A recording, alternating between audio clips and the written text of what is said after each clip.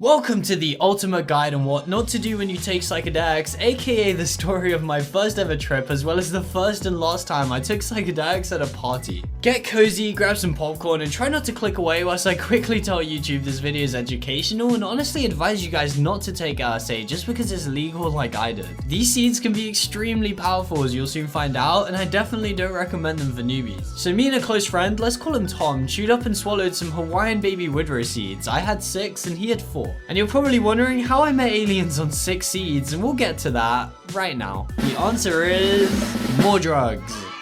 It was sarcasm, no yang. We smoked a lot of weed as we came up and that was not a good idea. You can learn more about this combination here, but basically it made everything way more intense than it should have been. As we came up, me and my friend were laughing hysterically at everything and somehow had the great idea of watching some crazy hentai shit. I really can't lie, at first it was beyond hilarious, like really funny, but then I also started feeling this deep primal realization that we're really all just monkeys who built a society on a rock and jack off to other animated half monkey half dragon creatures doing it, and we all know which half is the dragon half. That was one way to do free drinks. Anyways, we somehow got on the bus and sat at the back, and this is where I started to get a bit more paranoid. When I say time stopped at the back of this bus, I'm only exaggerating a tiny bit because that 30-minute journey felt like a day. I felt good, but the reality that I was still coming up and there was no escape was pretty terrifying. I called my girlfriend at the time and that's when I realized there was no way I was gonna be socially functional. It wasn't exactly this, but the conversation went something along these lines. Hey, how are you?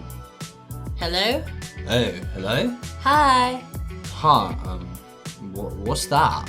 I'm just saying hi. Oh, who's hi? What do you mean? Hello? Hello? I don't know. We eventually met some friends at McDonald's and this is where things got interesting. I couldn't properly interact with anyone other than Tom, but every time someone spoke it felt like I was watching that person's entire life from start to finish and how it's led to them being who they are now. This was the first time I realized that we're the observer and our personality and ego is just a collection of the things we've observed over our lifetimes. Me and Tom were kind of synchronized and would share glances and laugh when something funny happened, but as comical as they were, only we would understand the jokes. When we headed to the park, it was super dark outside and this is where the effects actually started. Standing in a circle of drunk people, I started to straight up lose my sense of self. It was like I was looking at this group from a bird's eye third person view. Like I was in the 4th dimension looking at these puny 3D beings. I closed my eyes at one point and I felt myself getting sucked out of my body until I could see stars and then what looked like our universe or multiverse or whatever coming out of this tiny point. And no joke, I saw grey aliens right next to the bang. Not those kind of greys. They looked like they were simulating our universe with some crazy high-tech device. I got sucked back into my body, now completely believing that I was definitely in some sort of simulation. Little did I know how deep, dark and sticky a rabbit hole could get. Oh yeah, and the rabbit hole of trying to figure out the nature of reality was pretty wild too. So after a lot of standing around with my friend tripping balls, I started to get really tired. Even though we were somewhat dark, people had been rolling joints and shining their phone flashlights in my face and there were bright streetlights around us, so I started to become completely blinded and overwhelmed. Since I was having 10 conversations with myself a second, there wasn't much room to talk to anyone else, but despite that I still somehow managed to share a joint with some people, which of course just launched this experience even further and I could literally barely see anymore. I shouted, guys, it's so fucking bright. And of course we're in the middle of the park at night, so that was kind of a weird thing to say, but the brightness was almost painful and it wouldn't stop building, so I told everyone I was going home. Okay, that does it. Screw you guys, I'm going home. Not long after I left, some people there got freaking mugged, so whew.